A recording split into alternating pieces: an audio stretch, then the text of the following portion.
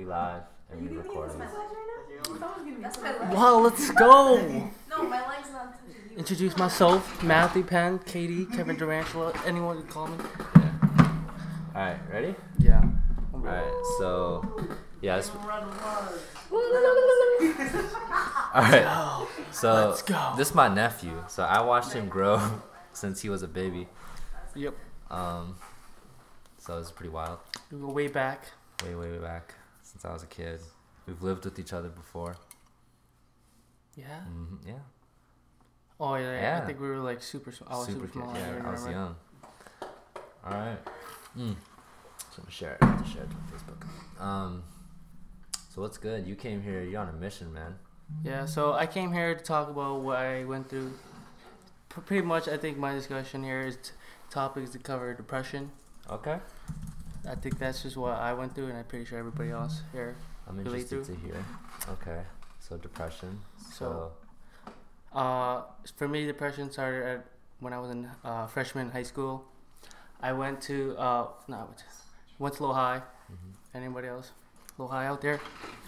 My cousin Tony passed away. Died in a car accident. Also my cousin. Yep. So he fell asleep on the wheel. Lost his life at an early age. So yeah, that pretty much just ruined my high school perspective and everything in life. It messed me up mentally. So came a long way from there to about like almost 6-7 years now. Mm-hmm. That since it's happened. Mm-hmm. So I feel like a lot of people that usually would go through this would end up committing suicide. Mm-hmm. So, and I was on that verge to go on that path. When was that? When the what? Was that like? When did you think about that? Or when that crossed your mind? When he passed away, and I was just like realized like there's no sense of happiness after that. Mm-hmm. So I lost all of it, Mm. and pretty much after 6-7+ years, I've guess you could say I fully recovered Mm. in a way positive way. Mm-hmm. Definitely want to say that the gym helps you a lot. Mm-hmm. If anyone's feeling kind of depressed out there, gymming always helped me get through everything in life.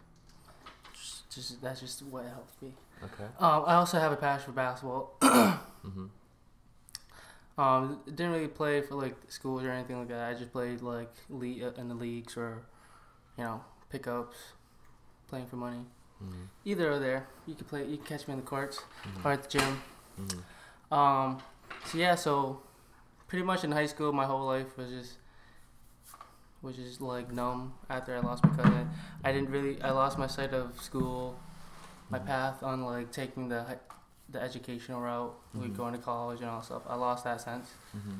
So, yeah. There's a lot of people who helped me, a lot of people that helped me get through depression.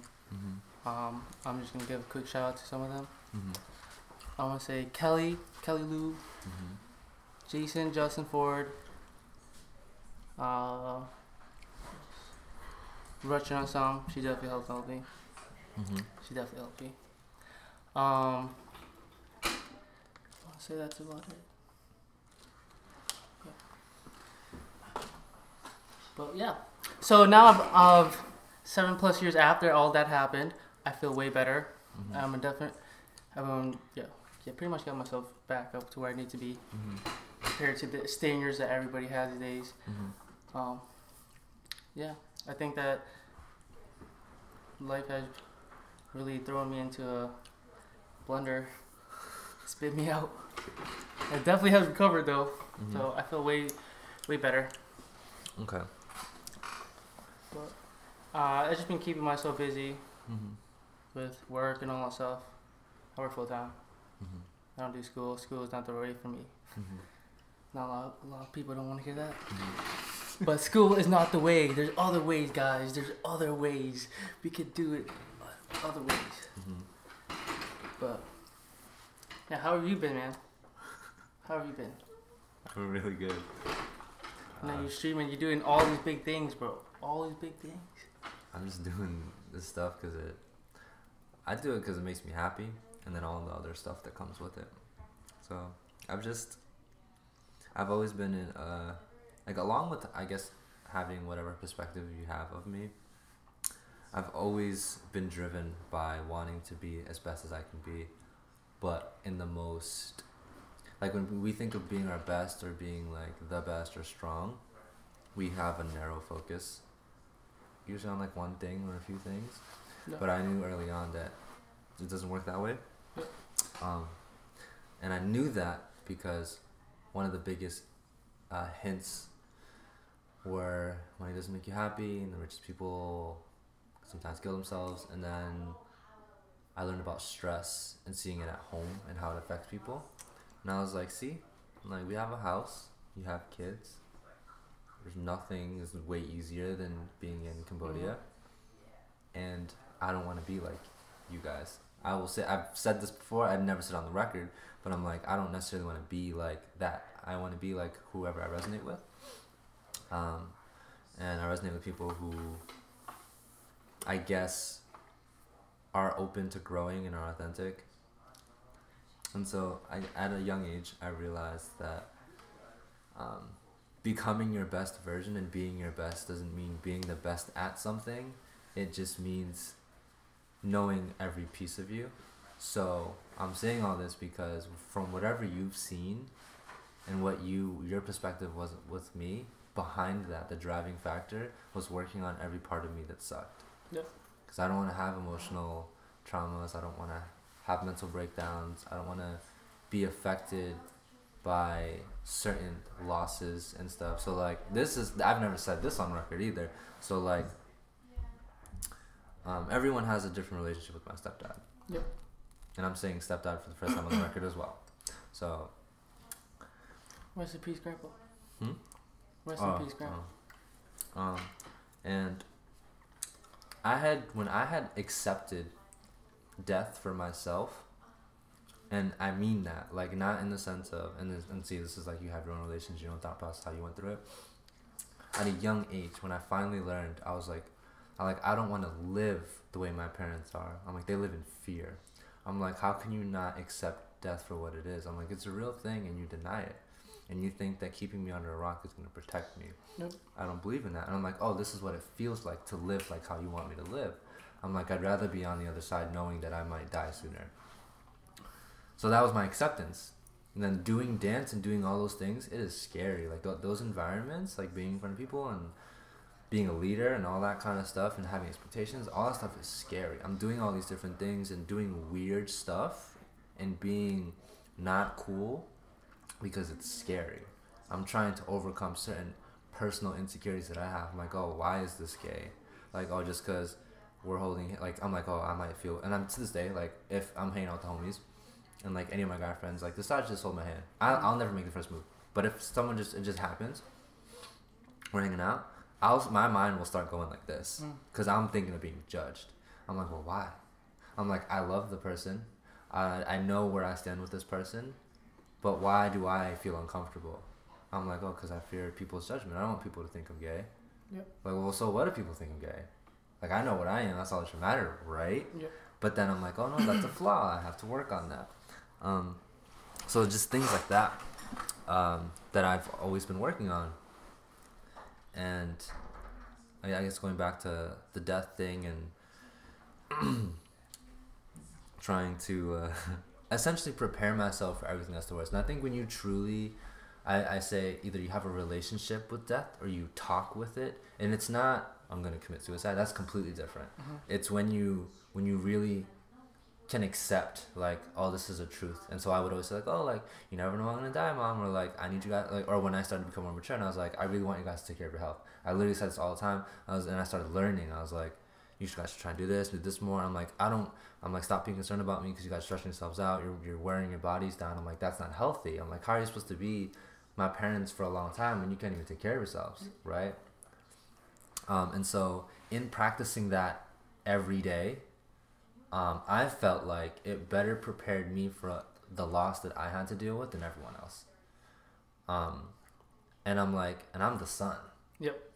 basically, right? But the thing is, it doesn't matter what the relationship is per se, because it's the quality of the relationship. And so if certain people felt like they had a stronger tie, on top of they're not emotionally trained the way I am, it's harder.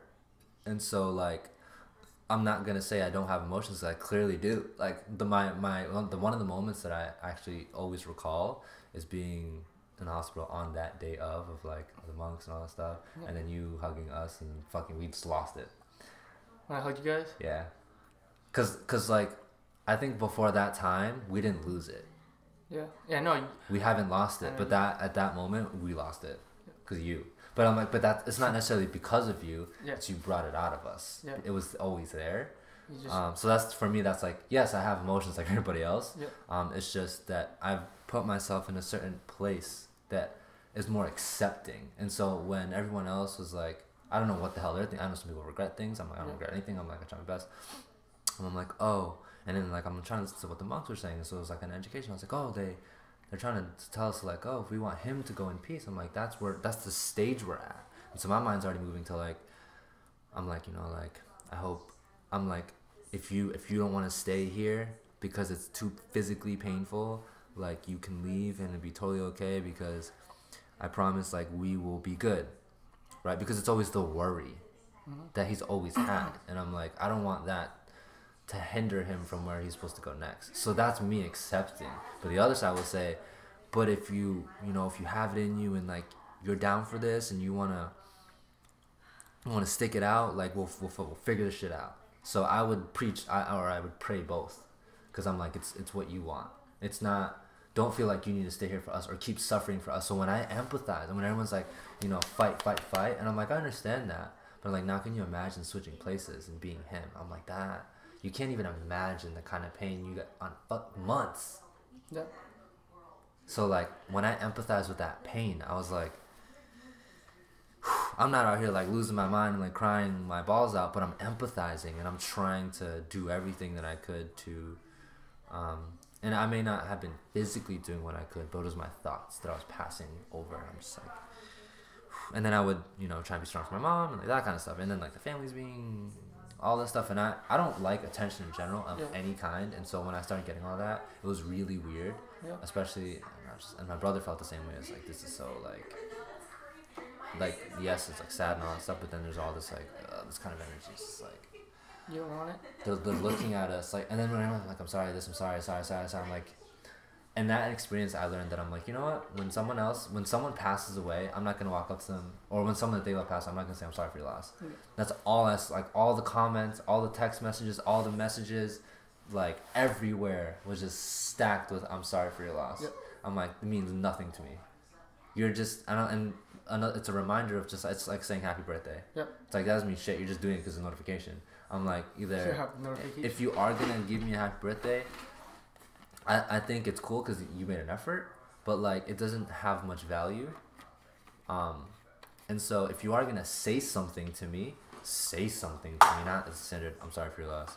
I'm sorry for your loss. Like, are you doing it because you feel obligated to be a decent human being to say that? Then there are my friends who don't say those things, but they came, and like, you know what I mean? Like, people showed up, and some people I haven't seen in forever, and they came into my life again, and they made an effort, and I was like, oh, that's beautiful, right? So like those people, and then I definitely appreciated family way more, and I think that hard times really show you that. Yeah, definitely. So yeah, it's exhausting and it's annoying. It's like, I don't need you to tell me you're sorry. I'm like, it is what it is. It's nothing you could have done, something that I knew at the time that I could have done. Like, tell me something different. You know what I mean? So the people who knew me didn't say that, and that's when I'm like, yeah. So I try not to be the person, and I'm not. I never say like I'm sorry for your loss. I'm like, oh, like that's beautiful. I'm like, and I say all these good things, or like, you know, you got this. And can you imagine reading the same thing like 200-300? I'm sorry. This. No, I can imagine. I felt your guys' pain. And then everyone just looking at us and then being like, sorry. Yep. Sorry. Give you the hug. I'm sorry. Like fucking forever, every day, and it's like the attention is just on. And I'm like, I get it. That's like sympathy at its finest. But there's no empathy. Empathy is different. Sympathy, you just feel bad for us, but you don't understand Because if you did, you wouldn't keep. And I'm not saying they're bad people. I'm just saying how we're raised. And I'm just getting into a tangent, but I just think it's how we're taught. Yeah. And I'm like, forget what we're taught. Like, you know what I mean? Yeah, that's just me going on like a side rant. And then me talking about how I dealt with that because I prepared myself. Yeah. And I was gonna actually segue unless you have any other things. I was gonna ask you to get more detail about, like, cause that was me a little bit.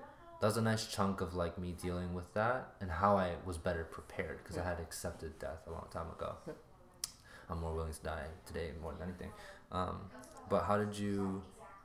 What were the details of like not how you dealt per se, but like what was happening here for so long? Because that was something that you would say. It would show on social media. Like when you talk about Tony, like that was like very much something that you say all the time. Yeah. Right? So like so the penetration of like, holy shit, this just happened. Yep. So where did your mind go?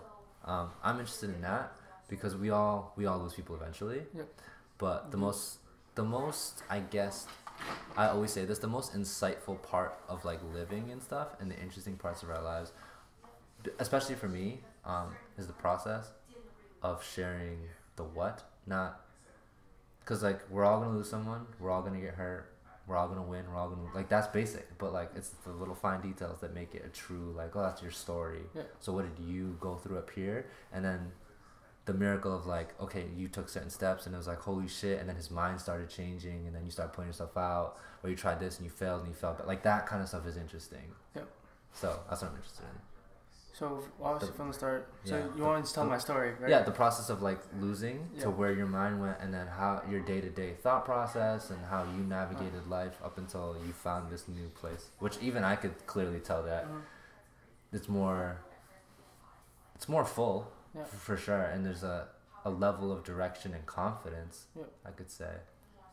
Yeah, for me, it all like, I don't think it was like, I felt like I was solely dependent on someone else. Okay. Yeah. Because I know for a fact that once Tony passed away, like, it just like came to my head that like there was no happiness. Okay, wait, stop. I didn't even know, in your world, what kind of relationship you had with Tony. Because I just assumed like, oh, like we're all kind of cousins, super tight, cool. Like that's it. So I don't know how you saw it and. So my childhood was based on pretty much Jason, Justin, and Tony coming down, and like they first got the car. My grandpa gave them the car, so like they lived in New Hampshire, like I think somewhere in New Hampshire. I think it was like Loon Mountain or something like that, around there, that location. So like they would always come down like during the summer or whatever when they had the time. They had the car, they all had jobs, so like I just get so hyped, and I just remember like looking outside the house like, oh, they're here, like you know. So obviously Tony, he pretty much like babysat me from the start when I was a kid. Okay. So it grew up from there. Jason and Jess as well. We all had our ups and downs. We were always like in the house like fooling around. Our grandparents were like yelling at us not to do this and do that. So like we always got in trouble with each other pretty much. And like Tony was just like the older person that like, knew all these, like knew what to do. He taught me how to like, you know, he just taught me how to do life pretty much.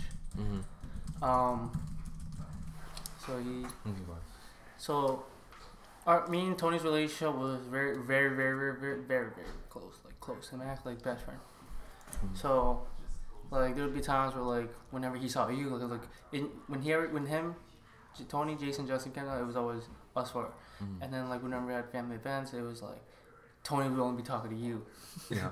You remember that, right? It was a good like 2, 3, 4 hours you guys over there, and we're like, what the hell you like? Yeah. So from that, like that showed me how much like he really meant to me, because like I always wanted like to be around with him. Like, so you know, playing basketball, whatever, like all in life, like it was all him. He showed me everything. See, I didn't know that. Yep. I never knew the level of relationship you had with him.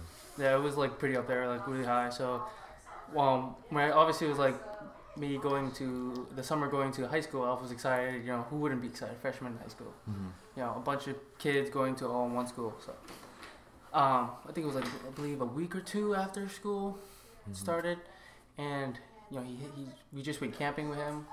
Okay. And I dropped him off like at his family house, and like I told him like I love him and everything. Yeah. Like just like that. That's where we left off. And then he told me, "Oh, I was so excited for you to be in high school because, who isn't excited for high school?" Mm-hmm. So he told, I was ready to tell him after all this, like, I was just like, "Yo, like, high school is great. Like, I met new people, new friends, old faces, new people, all that." And I wanted to tell him, and I just went into the car, and my mom told me all that stuff happened, and then I was like, "Nah, I don't believe it. Just an accident." She only told me, she got in the car, she was like quiet, and like every day that my mom picked me up, I was happy to get, and that day was just usual, and she didn't say nothing back to me for a good 10 minutes of going back to her. So then she told me the news, and I was like shook. I was like, "Whoa, like that can't be happening right now." Blah blah. So I shook it off, whatever. And then we ended up playing basketball, and then next my stepdad or whatever, he comes on the basketball court like yelling like, "Let's go!" I'm like, "What? What's going on?" Next all my family's gathering at my grandma's house to go head down to the hospital to see him. So I was like, "Oh shit, it's real!" Like, wow. So fast forwarding all that part, he passed away. In my head, it just like triggered everything. Like I realized that there was no happiness ever after him passing, because he was always that person to bring the joy into life. I see. So like growing up for me, I was just always like, be the good boy, be the good person. So I never like were trying to do any of those like like mess up the house, for example. That's like kind of a bad boyish, not cleaning up after your mess, whatever. Okay. So I was always that person to clean up, and then they came like, "Oh, like we would run around the house." I'm like, felt like it felt alive. So now that he was gone, like I wanted to like still, we had plans to do like getting a house together, like that's just thinking. Okay. So like now growing up and like he's gone, like it hurts. So realizing that he was gone in my head in freshman year, I realized there's no happiness ever. I was never gonna come to the conclusion of being happy no matter what it was. And then I ended up meeting this girl who brought me happiness. Which her name was Kelly. Pretty sure you remember. Okay. So yeah, she helped me, because I was at the point of committing suicide. And yeah, so she's helped me get through it. Wait, so Kelly is current? What do you mean current? What do you mean current? I don't know who you're with right now. Oh, I have a girlfriend. Her name is Jessica. Okay. I gotta get the names right. No, she moved to Texas, whatever. So okay. Yeah, I don't know if you want me to tell you about that story. If but it's relevant to you, if you think it's kind of a. Yeah. So besides the point, she helped me showed me she just showed me like there is more to life than to death, pretty much. Okay. So I was like in the dark. I was in the hole, or whatever you want to call it, the gutter. I was in there pretty deep. So I saw her. Bam. Sun came down. The whole room was lighting up. Yeah. Every day I had like butterflies. I'm like whoa, like, and like I guess you could just say I was really vulnerable at that point. So that's probably why I felt like that. Awareness. Okay. So I guess like for me getting depression, like I always relied on someone else. I always had to rely on someone else to bring me happiness because I couldn't sustain happiness myself. So I didn't love myself, I guess you should say. So after me and her didn't really work out, and like after that I just continued on that path again. I guess I kind of avoided that situation of like killing myself by like going to Wisconsin for a summer. Oh. Yeah. So it was kind of to me avoiding her to like have her leave. Cause she was leaving in the summer and I left in the summer. So she like she totally moved there to Texas. She moved to Texas. She moved and she was gone and she was never coming back to Lowell. So then from there on, like my mind mentally was just like kind of destroyed. So like I didn't really have priorities. I didn't really have anything. So I guess after Tony passed away, I just looked at life as in living my life for Tony. I wanted to have fun every way. So I was in high school. I decided to party. Okay. I partied a lot, and I didn't focus on school at all. Not the slightest bit. I was skipping school, doing pretty much everything you could do as a high school kid. So, so I did that, and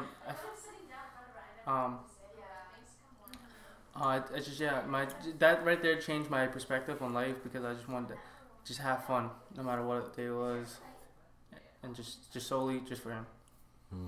And after, I got in a relationship with Rachana, like she helped me and like brought me into like a whole new mindset that I should had before. She told me like school manners, like just all that type of stuff. She taught me all that. And then I guess other than that, like after me and her broke up, it's just like kind of like the pain numbed away from like Tony and like everything else, and then like your dad passed away, so like I was already I was already like prepared. Yeah. Okay. I was already more prepared, but Tony, like I just straight cried for like 5 months straight every night, cried myself to sleep. That's it. But like I still cried for your grandpa. Don't get me wrong. Wait for your stepdad. Still cried for him, and I was more prepared though. I didn't take me like a month, 5 months to get over that. Like it took me like a full good on week. But I feel like I can cope better with my depression, all that stuff, and I guess like being so lonely and sad and depressed for so long. Cause like obviously when you drink alcohol, you hide, you just throw depression on there. Yeah. You'll come back later. Yeah. So eventually it will come.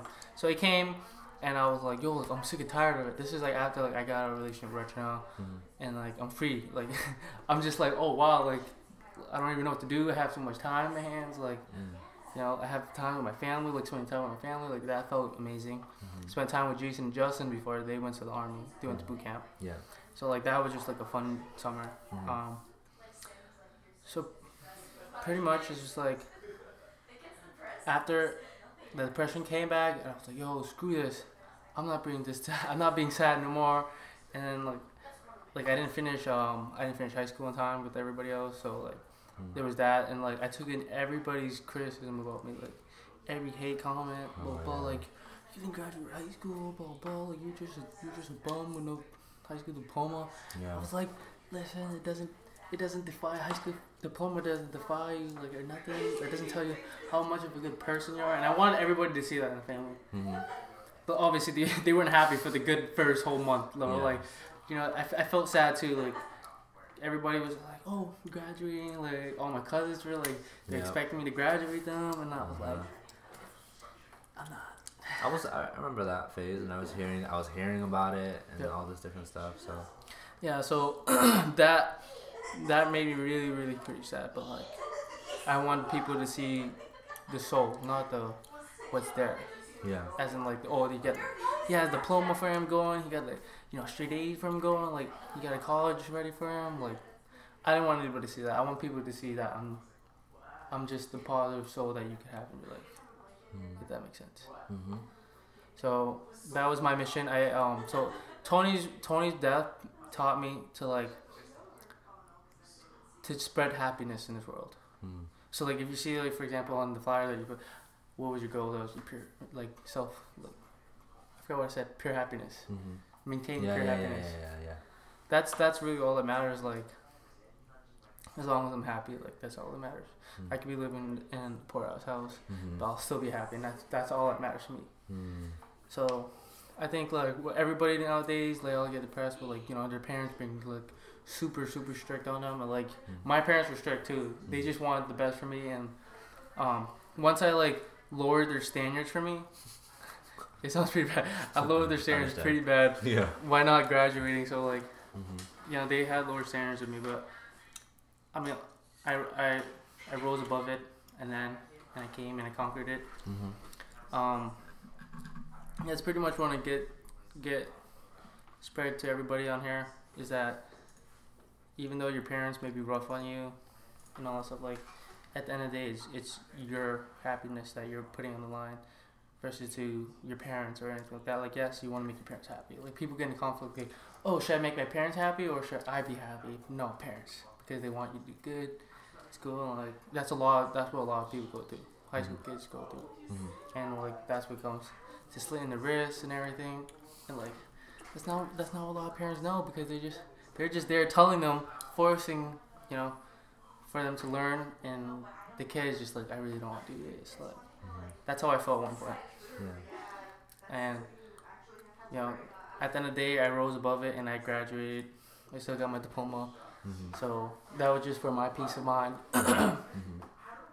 So now that I got that out of the way, like I had gym to help me maintain my happiness. Mm-hmm. So it definitely gave me purpose in life, because I didn't have a purpose in life. Mm-hmm. I didn't have that purpose. So like, I want to give a shout out to Darren Saul. Oh shit. Darren Saul, I'm gonna fucking. Yeah. He has helped 2 people without him realizing. Yeah. I tried telling him. I think I told him one time. Mm. But he helped me because I know of his story, because you told me about him. Mm. How he was like one of those high school kids that just, partied and everything, and I was like, whoa, like the same path we took. Mm. And so I seen Darren getting way bigger every day, and I was like, whoa, like that's what I want, and that's where the gym kind of aligns me with a purpose in life. Mm-hmm. I found something to do in basketball too. Mm-hmm. So once I got that, it had me staring into a good direction. So there's that, and then you have helped me, because I've talked to you like throughout the years of all my life, pretty Mm-hmm. much. Yeah. You were like there. So I would say you and Tony are pretty important to me. Mm. I know that we don't keep in contact as often, Mm-hmm. but when we do, like, let's here and there, and we have like deep talks Mm-hmm. for a while. Mm-hmm. And I think that you being my uncle has like helped a lot, because I always looked up to you, and you always had something. You always had a purpose. I think that's how I decided to play basketball too, because you were playing basketball at the time. Oh. We're Zach too. Mm-hmm. Mm-hmm. So we all played basketball. That got me hyped. Mm-hmm. So there was that, and Kyle. Getting to the point where like you were saying that I was the breaking point for you guys. I brought everything out. Yeah. Yeah, that was pretty strong. Like, I felt that one. That was like probably my last time like ever crying that hard. Yeah. Because like it just hit me. Just because like mainly we were with each other. Or when I was obviously we were rushing and stuff. But, like we were going to all the family events. Stuff. Yeah, yeah. But like I was always with you guys going there. Yeah. So like I feel like that hit me even harder, because because sometimes when I still like drink and stuff, like I still cry about it. Like, yeah. when I see you guys before, I just see you guys and I cry about it. Mm-hmm. But for me, I think the reason why I was like, because we always been together, we always did this and that with each other, Mm-hmm. and like you guys made me feel like I was like more comfortable. You guys made me feel more comfortable. Mm. So I guess I took it hard, and I was like, why isn't Ryan Kyle feeling the same way I'm feeling?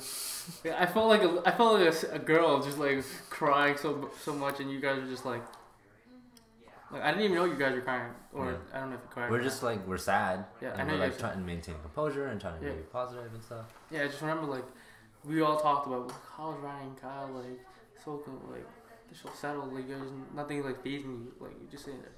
Like I can understand. Like, I already knew what you guys were like, your mindset was and everything. Mm. But like I just lost it. I didn't know you guys even like cried. I thought you were just like just crying. Because I got to see it. I forget if you hugged my brother, just him, and then went to me, or like at the same time. I just remember seeing my brother bawling his eyes out because you hugged him, and I was like, I think I lost it too. Yeah. I think I hugged both of you guys. I cried. Yeah. That's when like I cried the most that time, because I felt like we were pretty much like you guys were pretty much my other family. Yeah. Other than my own family, because like I've been spending so much time with you guys and your family, and it's just like I felt way closer. This is probably a time where we were in Maryland together, and like so I definitely want to give your stepdad a shout out, because he's the reason why I also got my diploma too, because I made a promise for him.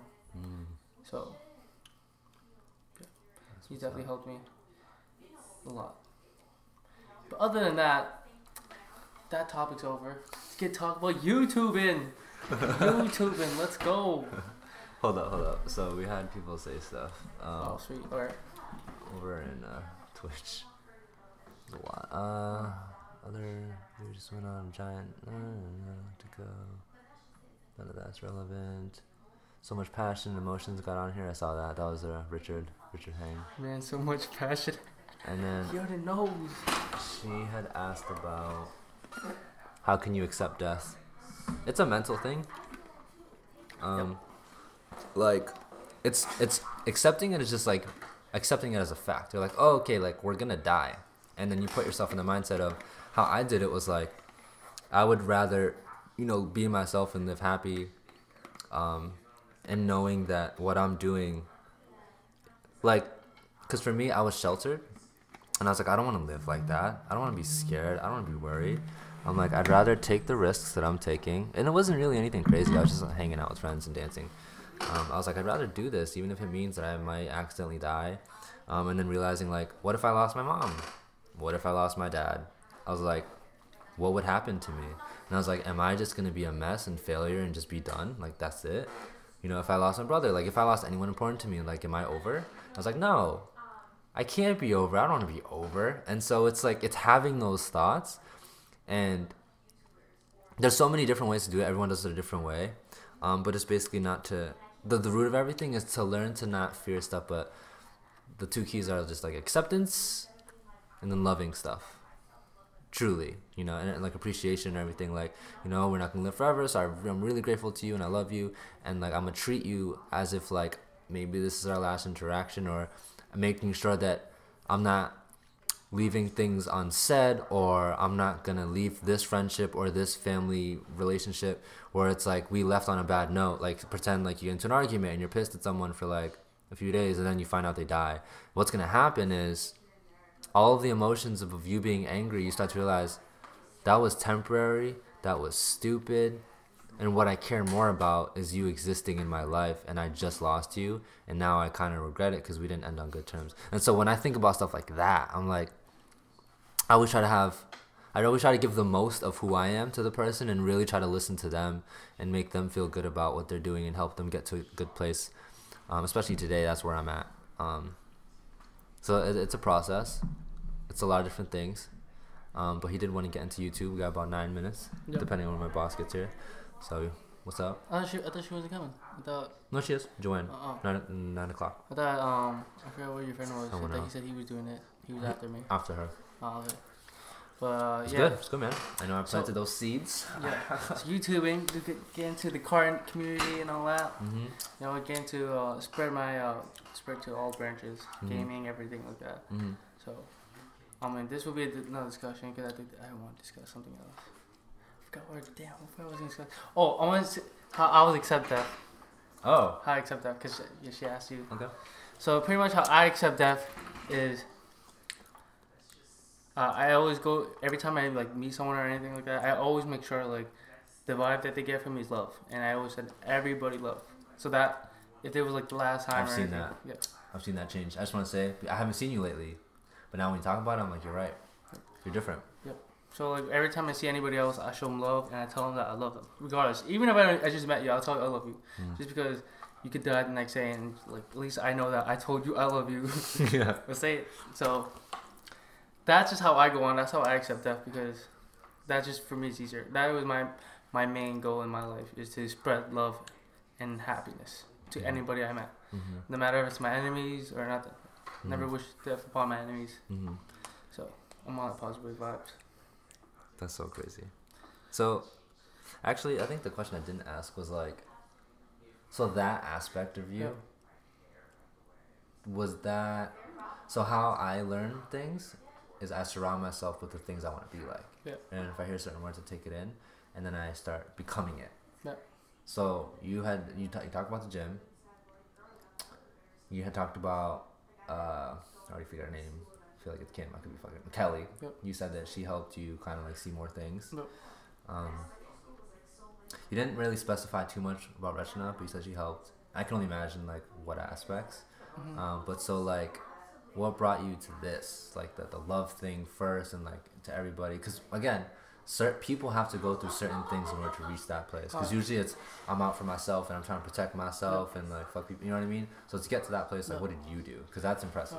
Yeah, so it started all from like Tony again. So after he passed away, after the Kelly situation, like, and I was like, yo, like I'm done being sad. I'm done being crying over this or that person or what it could have been. So I wanted to make sure that every day I woke up it was positive. It was positive and happy. Got that from you, and all the sessions we had together, talking and all. So, so eventually, like, I came to my own. Like, I wanted to be happy, whether or not it looked good to other people. Regardless, it's just gonna make me happy. I'm gonna do it.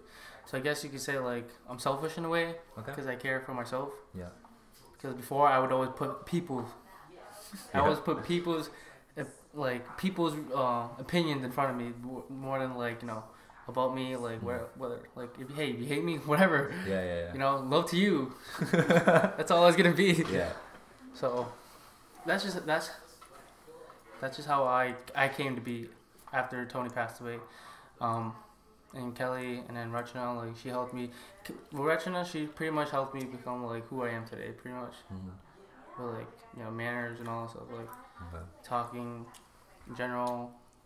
Would you say like more like I can imagine because I kind of have an idea what her personality is like. Even I know she's my cousin, but like we've only had a few deep discussions, but off of analyzing and even things you're saying, kind of like presentation and like maturity and manners.